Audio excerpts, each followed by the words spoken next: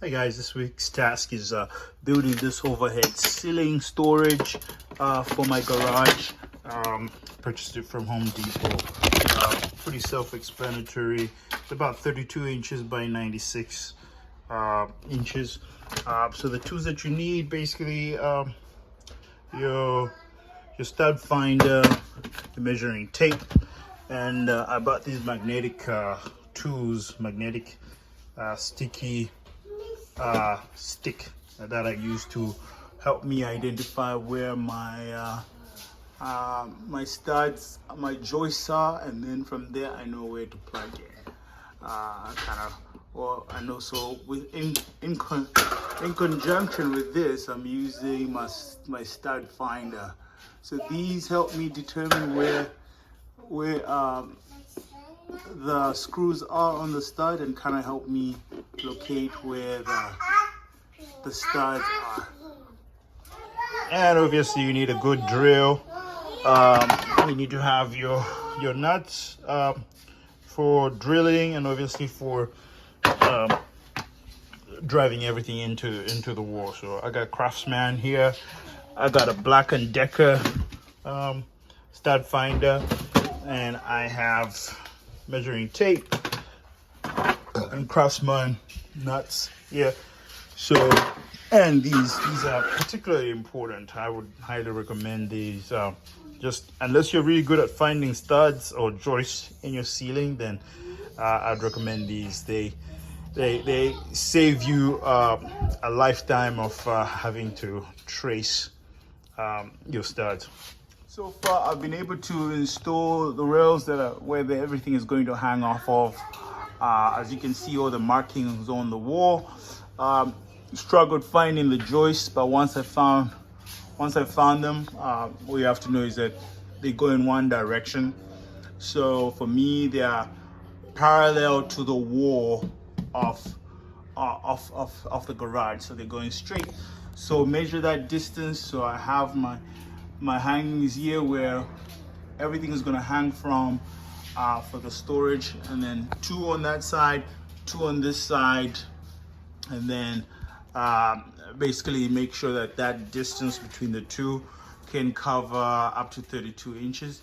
And then obviously the distance between this one and that end is at least 96 inches long, and then continue on from there. So here I like to reiterate, these sticks are so handy in finding your joists in the ceiling. So as you can see, they're hanging off of the wall because they are magnetic. The end is magnetic and it sticks to the screws that are on the joist. So you kind of form a straight line and get an idea of where your joist is and where to drill, because that's the biggest challenge, is finding the studs. In the rest of, once you find the studs, it's just a matter of drilling the right size hole and screwing that in. But once, this is the main thing that I want you to take away, is the biggest thing: finding the studs. Drilling the holes in is simple. Screwing those back up there is simple. And the reason I say it's the hardest thing is because you can't see what's behind the walls here. So you're relying on the stud finder, and then you're relying on these sticks. So just take note of that. The brunt of the work comes on this piece: finding the studs, drilling, and making sure that you hit the right points, because the foundation, as people say, if the foundation is strong, the house will hold. So this is the foundation. Think of this as the foundation, and everything else is secondary. All right, guys, just giving you a progress update here. We're almost halfway through here.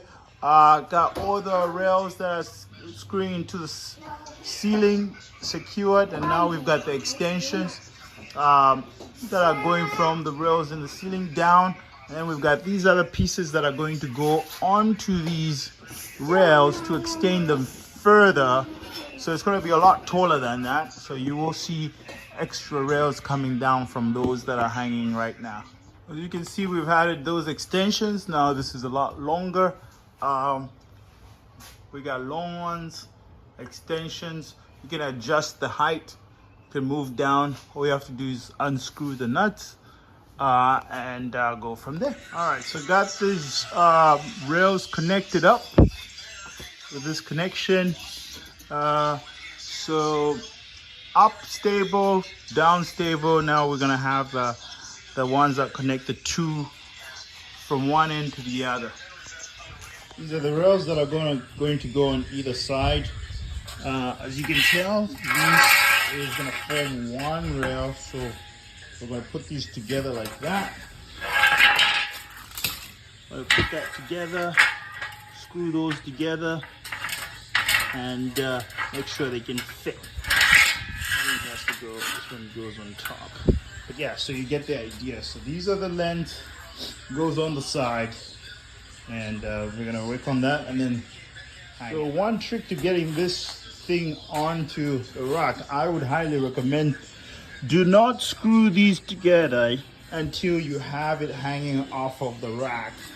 Because if you do, it's going to be more challenging. So what I did was I separated them out. Then I'm going to go ahead and put them in because there's a little extra work here. As you see, these little protrusions, they have to be hammered into the other side of the rack. And if you try to do it while the two are attached, it's going to be a lot more challenging. So separate this out.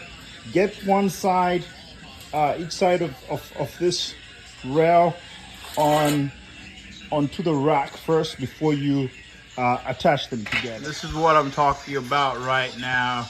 So you see I haven't screwed it on yet, but it has to slide into this rail that's hanging off of the wall. It has to slide in before you can actually put a screw in there.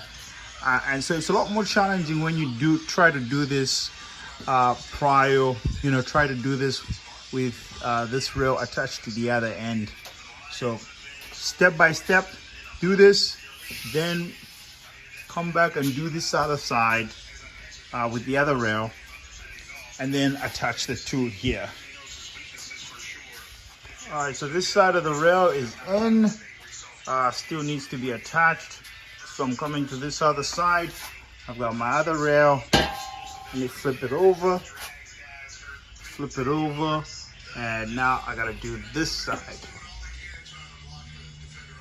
Gotta make sure that those little hooks go in right, and then I'll attach this rail. Another thing that can help with the rails, the side rails getting hooked in correctly, is these little hooks are pretty tight on. So what I did is I got a hammer and kind of loosen them a little bit, open them up a little bit. So do the same on yours, otherwise you'll struggle getting this in. So here we go. Use a little hammer or screwdriver, open them up a little, and then go back and put it back on. All right, so one side of that this rail is in. As you can see, there's supposed to be 4 screws here. I avoided that. And just a reminder here, there's clip-ons on the other side, had to be opened up with a hammer. And this side, I struggled getting this side in, but the book recommends, or the instructions recommend using a mallet. I just used a regular hammer to get it inside because it was a little stuck. It's coming together. As you can see, the brunt of the work is building the shell up top, getting all that set up, squared, and then getting these side rails on. These other ones just kind of sit on there. They're not really have to be screwed on, but once you bake the base of it all, everything gets really easy. So up top, foundation, getting the support, and then the frame, which is the base. That's the brunt of the work. Everything else, once you have that in place, everything gets really super easy. So we're wrapping up here, putting everything back on here, and then obviously we're gonna put the other the racks on top, and you will see the end result. But this is where we're going. All right, guys, as you can see, it is complete. Roughly by myself, I would say this is like a good 3 to 4 hour project, to be honest. I like to reiterate that most of the work is finding the joist, and once that's in place, then the rest of this is falls in like a domino effect.